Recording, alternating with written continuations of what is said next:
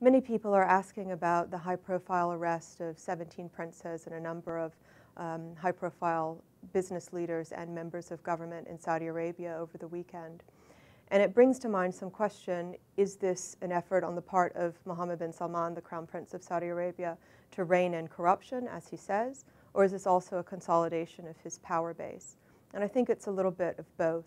The problem is if this is truly an anti-corruption measure, there might have been other ways to signal to the business community in particular that there were changes underway and that business would start to be done differently. And one of the foundations of the Saudi business institutional structure, legal structure, is the commercial agency laws, which require a foreign investor to have a local partner with at least 50% ownership.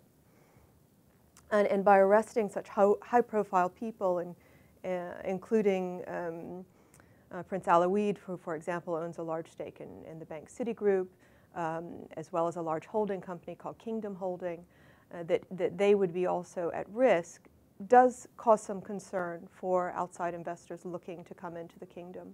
An easier way and a more kind of step-by-step way might have been to loosen those restrictions for foreign investors first. That has been happening in a couple of sectors where foreign ownership will be allowed 100%, in engineering firms, for example.